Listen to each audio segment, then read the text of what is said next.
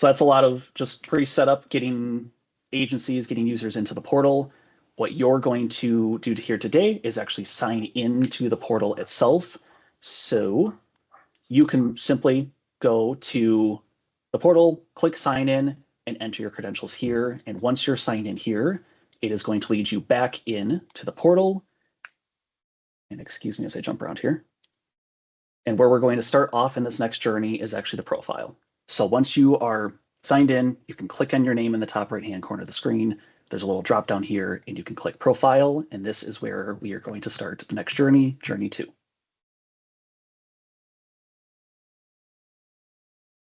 Journey 2 here is the user profile. Once you're logged in, you've completed that registration process. Of course, like I said, you guys haven't done all that. You've just signed in at this point and gotten yourself to the profile. Here, though, is where you're updating the personal information for internal use only. None of this information from the law enforcement side is shared to the citizens. They're not seeing any of this information. Where this demographic information is being used, your email, your name, is within your agency. So while it's not required to enter everything that the profile is asking for, it's not a lot anyway, it is important that as internally you're sharing cases between different agents or different law enforcement officials, that you have enough information in the system for them to be able to understand who you are and who they're sharing it to. And real quick, Jake, too, the reason we did that too, in the future, there is going to be a task force component or an interagency component to where you might be working a case with another agency. You'll have the ability to share, but you're going to want to make sure you've got details, especially you might be on a fugitive task force and got 5 people working the same case. So that's why we want those at least minimal details to be there. Absolutely. And you'll see as I walk through another step here what that information looks like as it pops up, either as I'm inviting someone into the portal or currently sharing it internally to another agent or person representative in my agency. You'll see what that looks like, and if that information isn't filled out, how difficult that'll start becoming. So what this looks like now is this is the profile page. You'll be seeing something similar, obviously, with your own information. What is required: first name, last name, email. You'll see in the bottom, the agency will already have some information in it, whatever agency you were attached to. Cannot change that, obviously. That's who your username is attached to. The only thing really not required here, role is already going to be set for you as you're invited into the portal, and a mobile phone is in the profile here, but not obviously required to be able to share cases either internally or, in the future, as Morgan said, externally through another agency.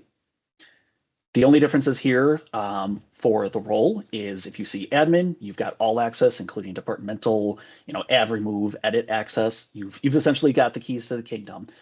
Whereas an analyst, you can access your own cases, create, read, but they're very limited to the cases that you have your name attached to, not the plethora of all cases within the agency. But as an admin, which everyone on this call here today has, you will see everything, right? You've got the full keys, and you can access all of the different pieces of the system, different edit permissions, adding to the department, that kind of thing. So all that looks like, the screenshot really did it for us here. All that looks like is the profile is here. I can come in. It's going to have your information as you typed it in your initial registration. None of you did that registration, of course, so you might be missing a field here, probably mobile phone. None of those were typed in as we got you registered. The one thing the PowerPoint does not show that is also going to be helpful in the future is a simple just profile image that Elena doesn't have here. So this is as simple as I can come in here, add an image of myself as Elena and upload that image, put that on my profile. And again, in the future, as you're sharing externally to another agency and representative in that agency, you can not only see their name, email, etc. It can also confirm identity by their profile image. So we will close that, and that is the profile. It's really that simple on that. Just getting yourself set up there. Journey 3 is actually managing the department. Now, as I just said in the previous slide there, managing the department is an admin privilege. Not all analysts or case analysts would see this.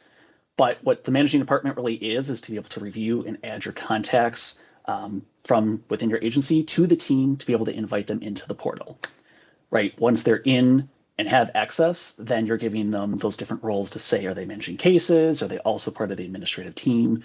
What is their case and how are they using this? And really what this journey will be here for is to go into the department, add those individuals, review my agency information, and how can I invite them in. And Jake, let me make a quick note. One of the Sure. things I'm discussing, or one of the things I'm working through right now is because we have three groups to start off with: fugitive, homicides, missing, and unidentified. I'm deciding whether or not I would create a separate, in other words, as the super admin, I can create a separate agency, treat it like a law enforcement agency. So you would have an admin and you could add analysts to it. So I'm working through that right now to whether we just keep everybody in one group that I manage or break it out into three. But the reason this is so important, if we break it out into three, some of you who were volunteered to be case managers, I may be working with you to lead this part of it too. In other words, like you have a volunteer you want to add, that you're going to see through adding the user. That's the way if once we get to the point of adding accounts, that's the way you would do it. So we may not use all of this today, or you may not use all of it right now. That's the purpose of the recording. But the goal is, as we grow and as we expand, we've got to be able to scale to manage this stuff. And I can't do everything, right? So we're going to be calling on other folks to say, you might lead this group, you might lead this group, and that group might not have its own site that you log into separately. So not everything we'll use today, but it's all there just in case we decide to break out. Depending on our configuration, we all may be using this to some form or extent. Awesome. Thank you, Morgan. So to get here from the profile, you may have been here on the profile page. All you have to do is click this home button, and the home button is going to bring you to kind of this dashboard hub is what I'll call it. I might call it a couple different things, but dashboard hub is really what it's referred to as. As the admin, again, you're going to see all of these tiles, right? If I was an analyst, I might only see manage cases and manage my own profile, but I wouldn't necessarily be able to see this department tile. But because you're the admin role here, you can see the manage department. And if you click into that tile, you'll be brought into my department, where you're going to see different agency information. What is the agency's name, phone, fax, what are their different socials, what is the main address, and most importantly, what we're getting to here is the agency contacts.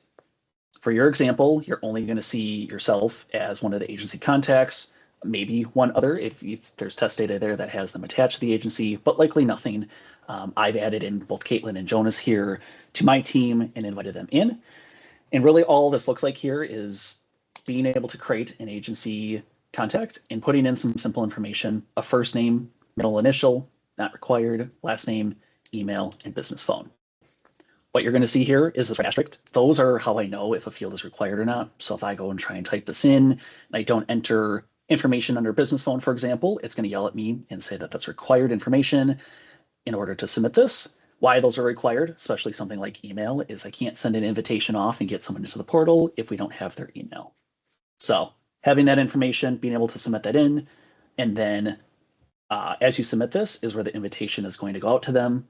They will have a very similar process as the initial registration, where they're going to get an email, a temporary password, a link to the portal, sign themselves in, and reset their password.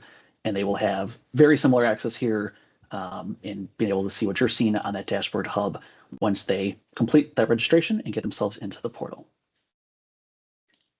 As I've said, I've already invited in a few here. What that looks like is this, entered in their first, last email and sent off their invitation by checking the box to activate that account and get them into the portal so that they also had access to the cases.